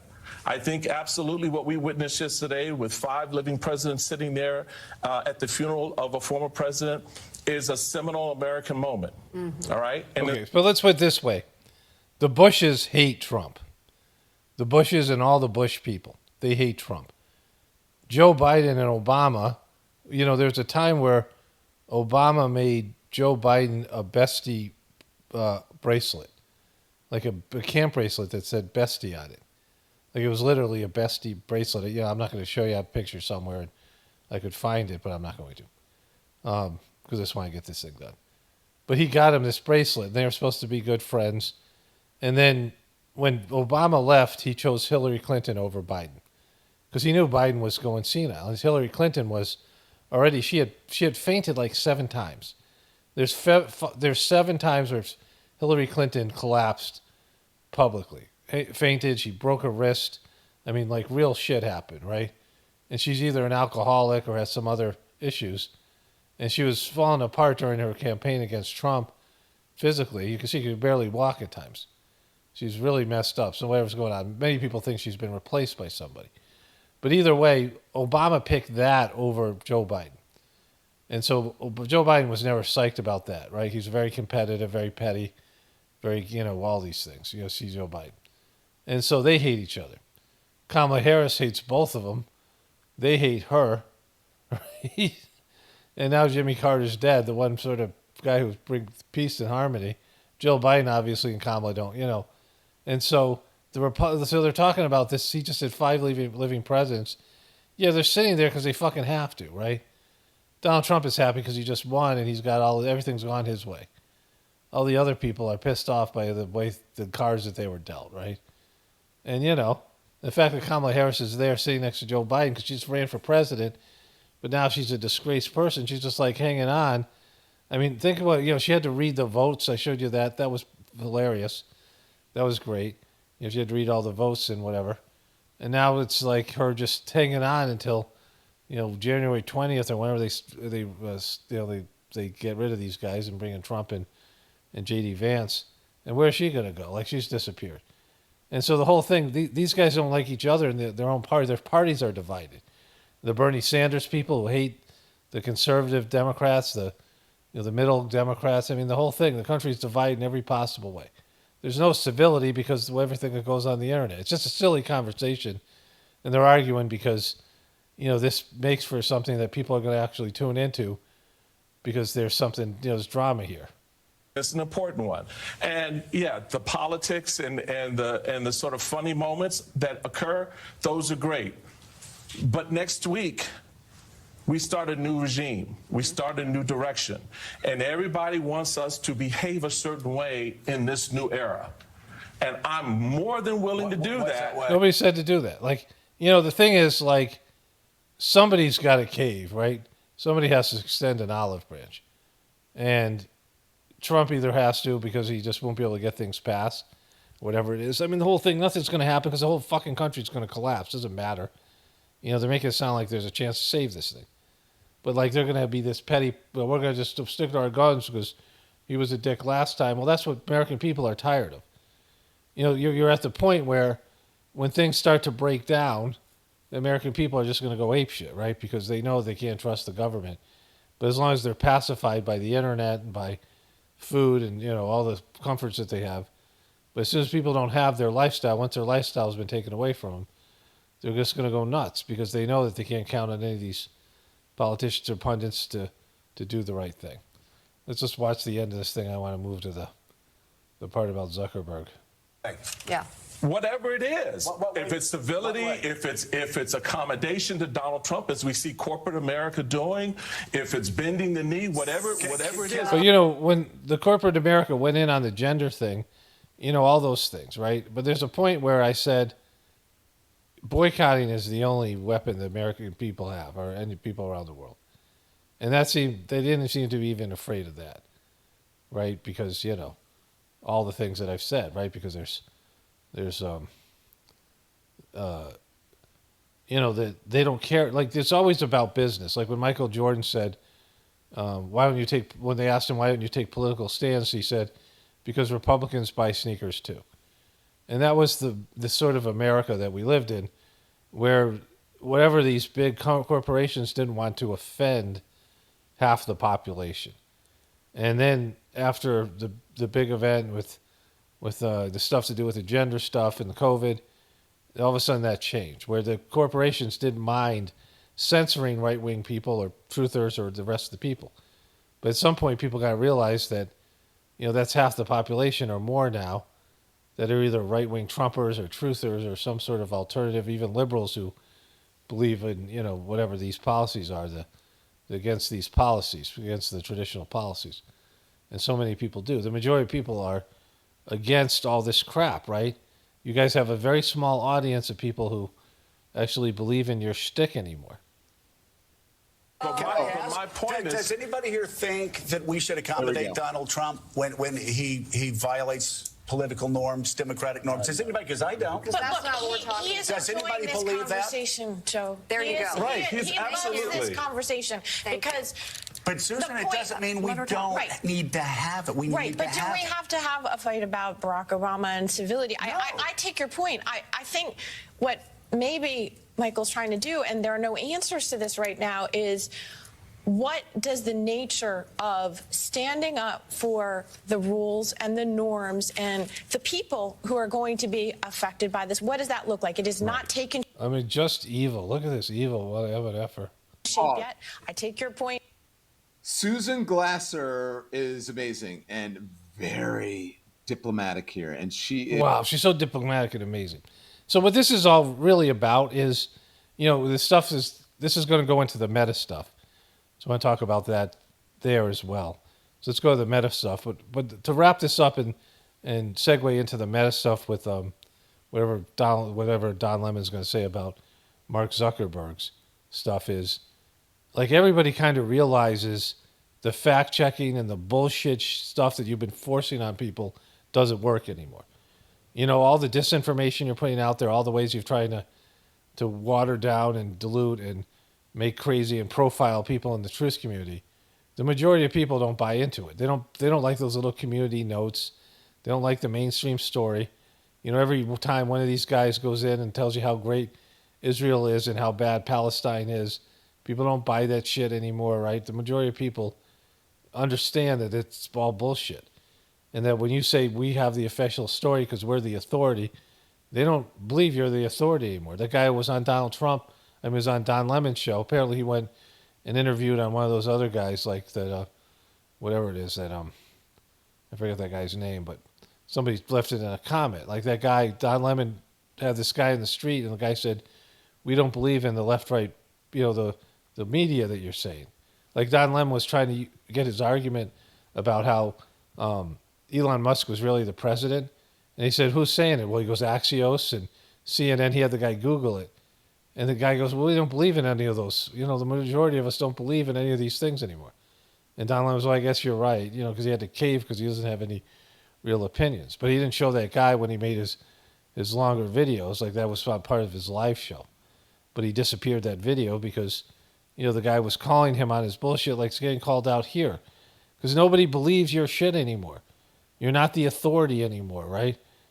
People have their own ideas of what the truth is and where to get the truth. So I want to go to the Mark Zuckerberg thing. Here's the...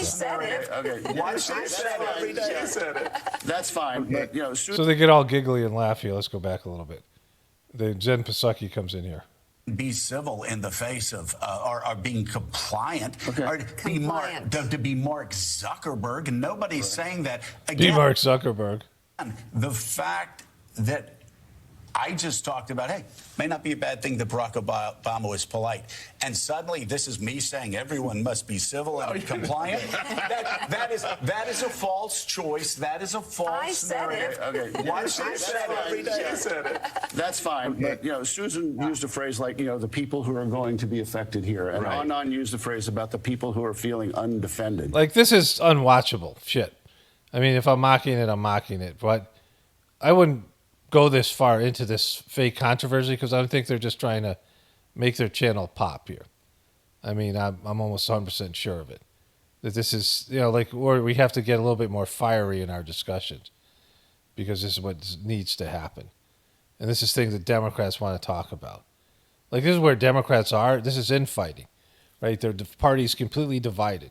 There's some people who really got behind Kamala Harris. Some people think they should have run Joe Biden. Some people think the whole thing was a deception. Then there's the people who are still pissed off that they screwed Bernie Sanders over. And the fact that they're losing all the time, just in general, and they lost epically here. And this is the stuff that Democrats are sitting around talking about, right?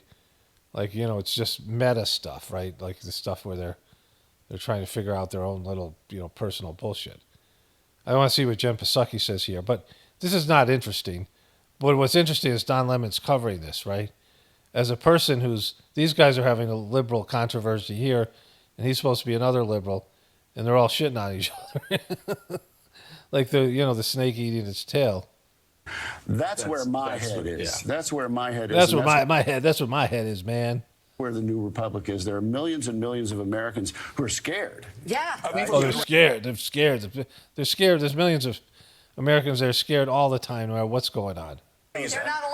For damn good reason. Yeah, I think, and I wake up thinking about them. And that's who we ought to be worrying about on January 20th. Jen Psaki's trying to get in there, right? So Bill Burr did comedians in cars drinking coffee. Now Bill Burr has come back and forth. Sometimes he says truther things, sometimes he doesn't. I'm not endorsing him, but he says some funny shit. Like he's comedy. But he was talking to Jerry Seinfeld. And, and that comedians in cars drinking coffee. It was one of the better segments.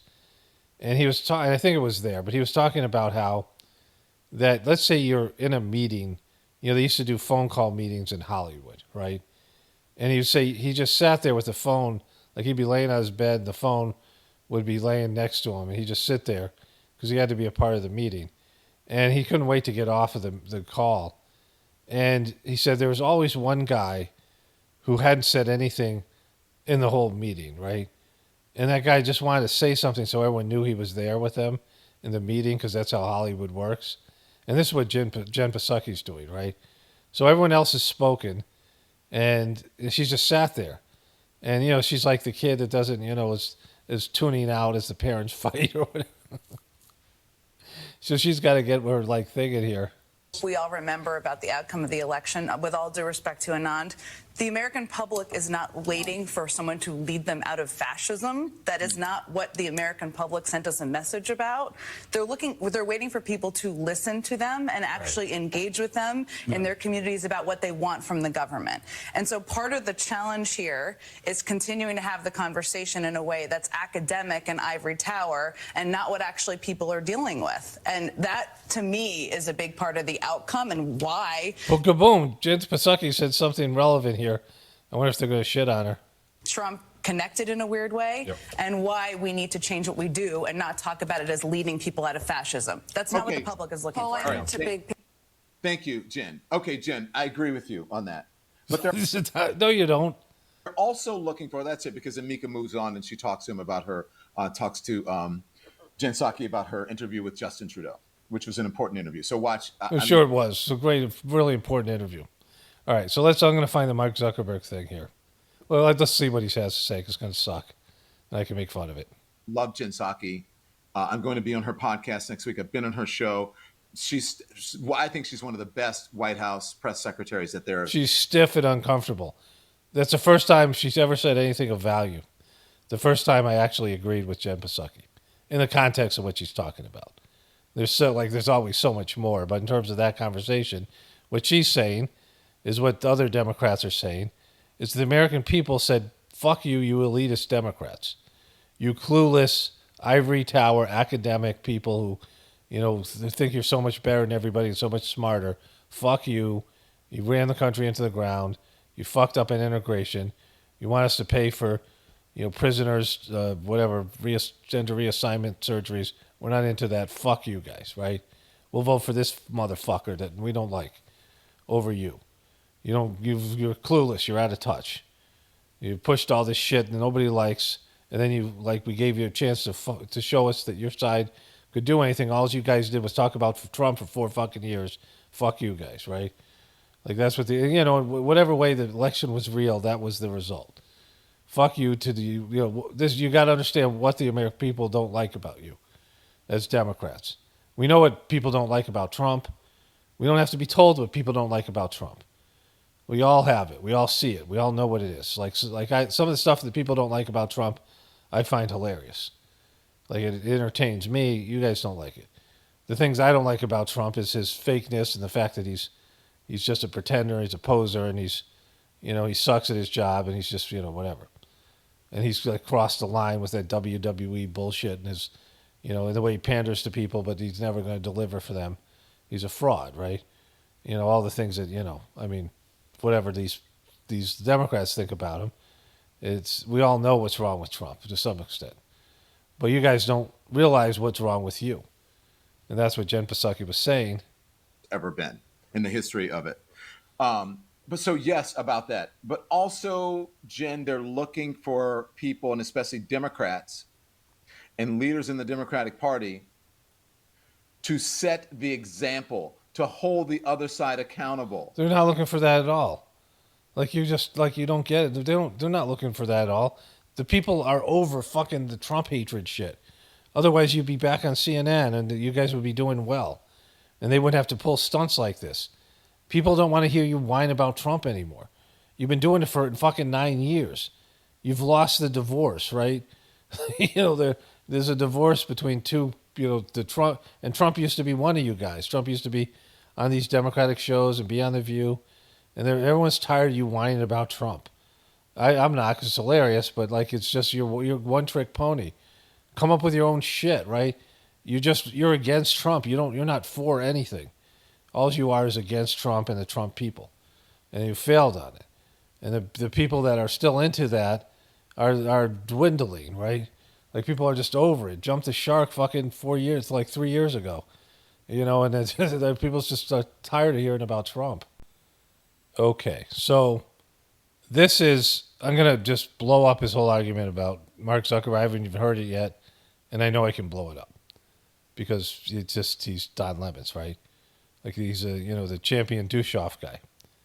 But he starts segueing into the thing with Meta. So with Mark Zuckerberg, let's watch this part here.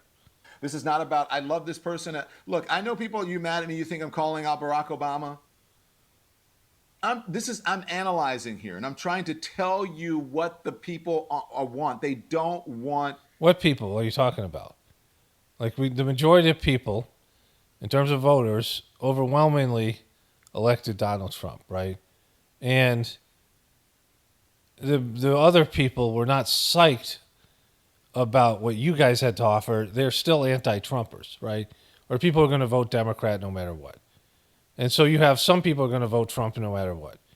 And you have some people are going to vote Democrat no matter what. They still have issues with their own party or issues with Trump, but this is their thing, right? But then there are people in the middle, and there are people who don't vote at all. And overwhelmingly, the majority of people are choosing, and we're talking about the people with pulses. All the sheeple who just are scared of change and can't think of another bad thing happening, and they just want to keep things status quo, either right wing or left wing, whatever their group of people is, and they don't have the ability for critical thinking skills, and so those people really don't matter. Like, they're dead inside already. They're walking zombies. I mean, they're not people with dynamic personalities. They're not changing or affecting change. They're not growing as a person. They're just dead inside. Trudging along, barely able to make it through the day, on antidepressants and shit, incapable of, having clear thoughts, incapable of having a real conversation with somebody. Lonely people who just do whatever they're told, wear whatever's trending, say whatever catchphrase everyone else is saying, just following along, sheep being led to slaughter by some fucking Judas goat. Weak. I'm not saying weak. They don't want the sort of, this is a better way of putting it, and this is what I mean. The business as usual, you must be civil and take the higher ground. You guys have never taken the higher ground with Trump. You guys tried to frame him 4 fucking times. You charged him with things that everyone else was doing. All the crimes that Trump did that they're legitimate, everyone else was doing those same crimes. You charged Trump and you didn't charge Hunter Biden, all these things. You charged him, you treated him completely unfairly. You got him blocked and banned from social media. He was deplatformed post-election. And you guys talk about him constantly like he's the worst piece of shit, and anybody who votes for him is a freaking moron and anti-American, and they should all be locked up. And then the way you treated anti-vaxxers and all the people like that, right? The way Kyrie Irving was treated. Well, you're gonna say you guys have been, you had your kid gloves on. That was you guys. You went after people, and it fucking backfired, right? And now it's on you. Always take the high road as it relates, because you guys never took the high road. You guys are the low road, right? I mean, as much as the Republicans and Trump are the low road, so are you. That's how you get along, and Mama would be proud of you. That's the way I learned from my whatever. No, people are like, fuck that. No. Do you know who we're dealing with? Donald Trump. Is that? Do you know who we're dealing with? Who today, a day after the funeral, was sentenced on 34 criminal counts? Yeah, all kind of bullshit, right? Nobody believes in those things. Even people like Stephen A. Smith know they were bullshit. Democrats know that it was politicized. They knew it when Hunter Biden was pardoned. You guys politicized the justice system. Again, Trump is a criminal. He has fucking did shit that he should be punished for. So is every other politician and businessman and all these people. They're all skirting the law. We all know it. We all know they're liars and cheaters. All you guys who were part of this club. We all know it. Most of us know that, right? The majority of people don't like Congress. They don't like mainstream media. They don't like any of these things. The majority of people don't trust you. You're no longer a reliable source, which was that stupid show on CNN. And the law let him off for falsifying business records and documents. Can you imagine, Barack Obama, if you had done that? Would you even be allowed to be sitting in that seat next to Donald Trump? Barack Obama droned fucking kids. He droned 200 innocent people at least.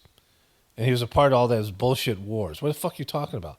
Joe Biden droned 7 kids in Afghanistan and 6 of civilians just to save face because their exit of Afghanistan was such a disaster. He had to make up some bullshit thing of ISIS-K and then drone fucking 12 kids. A day after that whole thing at the National Cathedral. One day after, and there he is and then he's making light of it, saying they're going to do their little thing in Washington and I'll do my thing. And then he's blaming everybody and saying it's a witch hunt and blah, blah, blah. Do you know what we're up against? Blah, blah, blah, blah, blah, blah, blah. What do you mean you're up against? Like, what happened there? He didn't do that, right? This was just performative. Trump is your asset. You guys, everything that Trump has done that you guys used as a weapon. January 6th, the way he handled COVID, anything that he's talked about that, any little thing that he said in some speech, some of these off-the-cuff comments and things that you guys talked about to push an agenda. Your agenda was Trump-driven. Like, you don't even know that? I don't think he knows that. Like, he doesn't, like, he's so not part of the club. Like, he's there in the club, and he thinks he's part of the club, but, like, everyone else has all this other knowledge that he doesn't have access to. And they're all like, holy shit, this guy actually believes this shit. Like, I bet when he's talking to these people, on these shows or whatever, because he's so clueless, and they're like, oh my God, he really believes this shit. That's what Elon Musk said. That's why Elon Musk didn't offer you a contract. He was like, oh, I thought this guy was smart enough to know that he got kicked off of CNN and he has to reinvent himself like Tucker Carlson did and like Chris Cuomo did. And he thought he might be a good investment. Then he realized, oh my God, this guy really believes in this shit. Like, Don't need you to be nice. Don't be nice. Stop being nice. You guys being nice is the only thing that you got at this point. You're not nice, but if you go after people like this, and then you go after Trump and you become him, like you've been trying to say that you're not like Trump, but if you behave just like Trump, then you don't even have that. Like then you'll be just as much of an asshole as Trump, and your policies are completely ass backwards. Bring out the Jasmine Crockett sharp tongue. Bring out the AOC sharp tongue. Bring out the Maxwell Frost's sharp tongue. Yeah, those aren't working for you. Like all those people like are considered jokes. Bring out the Hakeem Jeffries energy. Bring the convention energy of talking about how he is obsessed with crowd sizes. That's the energy that talking about Trump's dick. Bring out that energy. Trump's dick energy. Bring out the Trump dick energy. People want. Then why is not Kamala Harris not elected? They don't want that, right? People don't want to hear about Donald Trump anymore. I mean, they got to hear about him for 4 more years, but they'd rather have that than whatever you guys were presenting. Like, people are over the whole, you guys' obsession with Trump, right? Like, people realize you exaggerated things, and you criticize Trump for doing things that you guys all do, or the people that you support do. Especially in light of what happened a day before, on the same day of the funeral, Mark Zuckerberg coming out on Meta, 2 of the biggest social media. Well, Meta is the parent company of 2 of the biggest social media platforms in the world. You're watching this show, maybe on one of them, on either Instagram or Facebook. Now saying we're going to get rid of fact checks. And just today, right after saying I'm going to get rid of the fact checking, etc., Mark Zuckerberg comes out to say what? What? Find it. Why don't you find it ahead of time? Like this is your job. Like you like half the time you're like lost and clueless about what's going on in your general area here. Like you're one of the worst people. Like this is supposed to be professional. Like I mean, like your thing's supposed to be professional because you came out of CNN. You have producers, in air quotes, right? You have people there with you, and like you don't even like. I can't. I mean, his memory sucks, but he's an organizational disaster. Bueller. That Meta is going MAGA because now they're getting rid of their diversity, equity, and inclusion policies and programming at Meta. Okay, that's not what he said. That's what Mediaite said. Zuckerberg's Meta terminates DEI programs following end to fact checking at social platforms. They didn't even say it. That's you saying that it's gone MAGA, right? It hasn't gone MAGA. Let's let him. One more thing, and I just got to wrap this up. All of it. I like to hear from real people. Here's a TikToker explaining exactly what they're doing. Watch.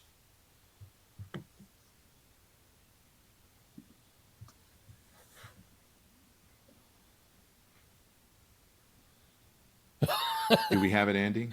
Andy, where are you? Their DEI programs, citing the changing landscape of policy and legal around DEI. This comes literally 3 days after they said that they're This guy's literally got Illuminati eye on his fucking chest, and he's not doing fact checking anymore. So our favorite companies are doing this: Walmart, Mickey D's. No more DEI, baby. It's not just internal for Meta. It's not just about hires. It's also about their suppliers. They're not going to source businesses from diversely owned places. Shit's getting wider, and it's getting more male, guys. Get ready. More dudes, more white. What does Trump want? He wants more white people. He wants more men. Okay, It's so a meritocracy. I've talked about this before. Like, I don't care. Well, as a kid, I loved diversity. Like, some of my favorite shows were African American shows, and I used to root for Native Americans and, Indians and cowboys and Indians, right? And I've, been interested in other cultures. And I'm interested in people who are like mentally ill and things that, people who are strange or odd or whatever. Like, I always found people like that interesting because I'm, one of those kind of people. I'm a fringe person, right? But, I used to watch these shows when I was a kid, and I like to watch shows of different, I had no idea that there was prejudice. Like, I was just a little kid watching stuff. And then my favorite athletes and, basketball players and things were mostly African-American athletes, right? So I know, my dad became racist as he got older. Like, he started getting crazy. But he didn't say shit like, there was very little racist stuff said. My dad worked in the inner city as a guidance counselor or whatever it is, right? And so I'm, like, into different cultures and I like different things, right? Like, I like different narratives. There's all these narratives and things. Let me switch over to a voiceover here. This is great. Like, this is the kind of, this guy used to be on a network that had a show called Reliable Sources, and this is the kind of guy he's showing you now on TikTok, right? Illuminati eye in his chest. Let's look for. But anyways, I'm somebody who's culturally open. I ate macrobiotic food when I was in college. My brother started doing that. I read different type of philosophical books. And then ultimately, I lived in India for 3 years, and I've been around people who are different. Or, you say they're different, but they're all the same, like in one way or another. Culturally, they're different. They have their different things, but most people are kind of very similar, right? And they're, whatever it is, even though they seem to believe different things. The way they act, the selfishness, the characters they have, it's unfortunately very similar, right? But the problem with what they've done when they pushed all of this stuff in media, like you watch these movies and TV shows, and I mock them all the time, they've taken, like, say, an action movie that would have starred a white guy, and they've placed some other person of another demographic, whether they're a person of color or they're a woman or they're a gay character or something like that.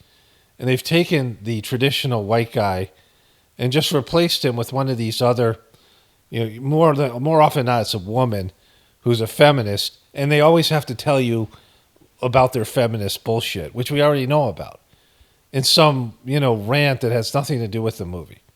They keep on bringing up over and over how they're a woman or how they're a person, of color or something like this, and how they're a victim, in a way that you just want to watch some guy beat the shit out of people or whatever it is, right? And you don't really even care who it is. Like, it's just, some action movie. Like, you're going to the movie to just get away from all the bullshit. You can turn on the news. You can turn on people's, ranting about feminism if you want.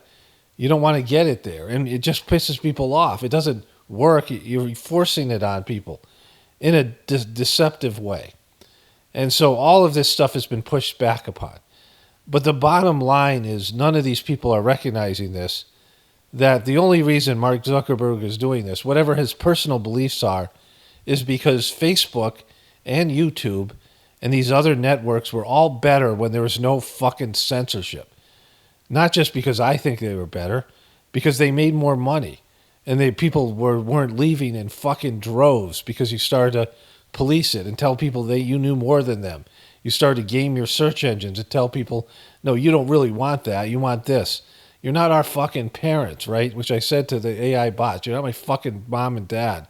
And even if you were, like, I was smarter than them too. So, like, I mean, at some point, you're an adult. We all can make our adult decisions. If it isn't harming anyone, which, words really don't harm people unless they let them, right? Words are psychological warfare, right? Words that aren't threats. My beliefs shouldn't bother you. Your beliefs don't bother me. Like, I don't give a shit. I just don't want to hear about them. Yeah, it's my choice not to hear about your beliefs. Like, I'll hear about them because I'm interested in them until I'm like, oh, you're full of shit, and then that's enough, right? It doesn't take much to hear when you listen to people to realize they're full of shit. But I don't care. Like, it doesn't bother me what Don Lemon believes or any of these people.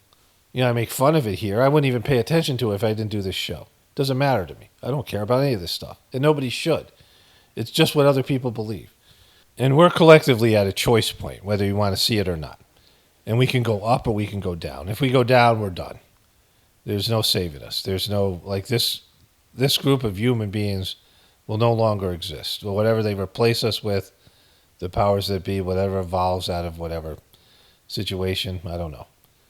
Whatever intelligent life that's going to be here on planet Earth, it won't be human beings because we're not intelligent. We're de-evolving. We've gone to idiocracy.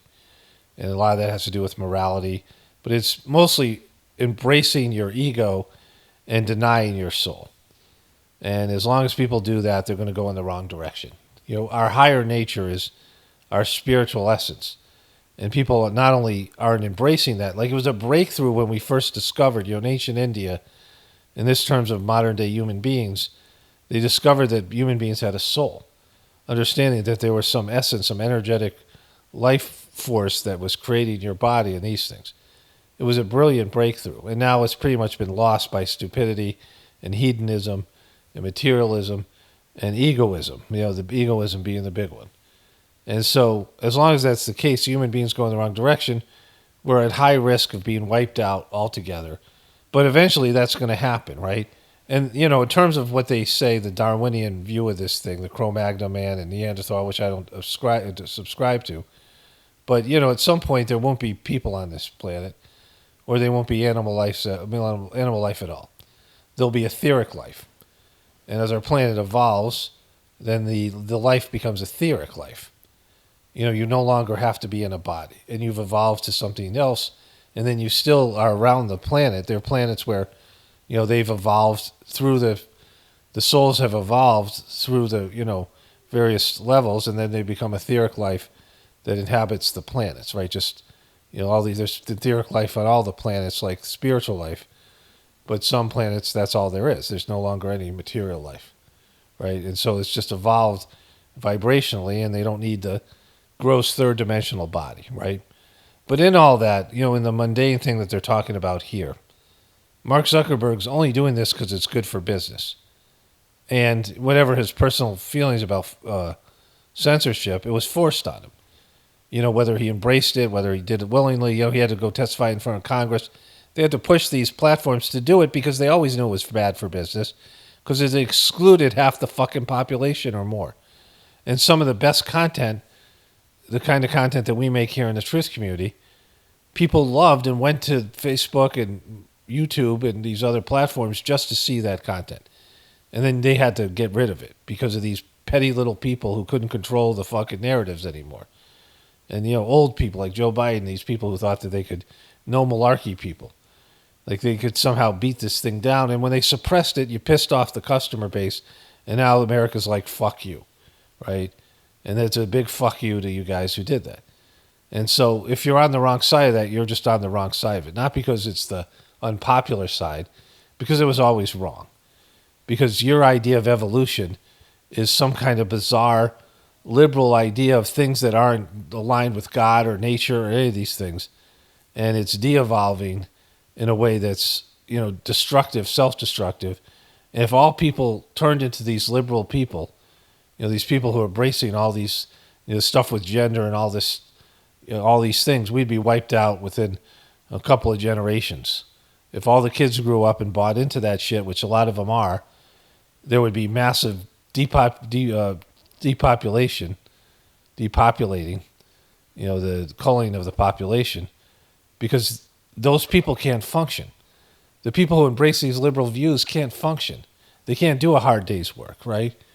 The majority of them, they just, they're too hypersensitive to everything. They're too offended by everything. They can't, they can't have a relationship. They can't sustain relationships or marriage. Most of them are incapable of reproducing because they're all fucked up and they're on multiple types of drugs and, psychiatric drugs and physical drugs. They have all these various low testosterone, low estrogen. I mean, all these things that they need, low hormones. And so they're not even capable of reproducing. And even if they could reproduce, they couldn't be parents. They're too fucked up for that, right? When their kid cries, they're going to get offended by their kid, right? They're like so soft and weak. What do they call them? Snowflakes. And so if all the people who are liberal embrace these ideals, there would be nobody to do the jobs that need to be done. Like, these kids can't even work at like fast food restaurants and other things. They're depressed. Half of them are antidepressants and depressed and suicidal. And so that's what your fucking agenda has done. You've created this, worthless generation who's, I don't like to call people victims, but they're victims of your failed belief system. I mean, beliefs have consequences. Your beliefs have consequences for you, and then for future versions of yourselves, and then for all of us collectively. And when all these people believe in the wrong thing and go take people in the wrong direction, not that the right-wing people are any better, because they've been taking the people in the wrong direction for years. And the right-wing people created the vacuum that is the liberal movement now, that's been created now. Whenever you use force, there's a counterforce. And you guys forced this stuff on people, and now everyone's like, fuck you, we're not doing it. We're not doing it. Like, you forced it on us, and we didn't like it, and you didn't, we didn't believe in it, but you made us knuckle under your bullshit because you had power for 4 years, and now fuck you, right? And so that's what everyone, the left should hear, that your whole beliefs and the way you went about it was wrong, and you've been judged not by the election, not by any of these things. It's just because people are sick of it. And you've taken like 3-star shitty action movies that used to star some white guy or at least some guy and replaced it with mostly women and made it into a 1-star semi-action movie, semi-chick flick, semi-feminist agenda thing that nobody can fucking sit through. Even, the people who like action movies, true feminists, true, women, they don't even like that genre, right? The people who like action movies are mostly men who didn't want to hear about your bullshit because they're hearing it from their girlfriends and their wives and the TV and all this other stuff. And they don't agree with it already. And now you have some woman kicking Jason Statham's ass, right? And then tell him about how he's an asshole and he's a chauvinist pig and telling the male audience watching it, and they just came to see an action movie and you just fucked them over and gave them some bait and switch thing where they're listening to some rant and they're pissed off about it, right? If you tell like men that they suck over and over again, when you have a platform where there is, I think it was 16 to 20 different groups that you serve, and you start off with women, and you go into all these demographics, and you never once mention men. I mean, that's what Kamala Harris has had, and they were like, oh, we got to get man voters. Well, maybe you should have put men at number 17. If you're going to start off with women, maybe men should have been number 2. If you want to focus on women a little bit more, because Kamala Harris is running, but you don't leave men off your list. These guys read this list. These 2 liberal reporters, this liberal reporter and this guy wrote this book about how the way they were treating men and the way they were just saying, oh, men get to be demonized. And now it's swung back the other way. And so, maybe you should figure out why that is. Figure out why you failed and why people aren't digging your stuff. Anyways, I got to wrap this one up. Only spirituality will save this world. It's Paul Romano, definitely reporting from the Apocalypse and the Ascension. Everyone have a blessed day and be grateful.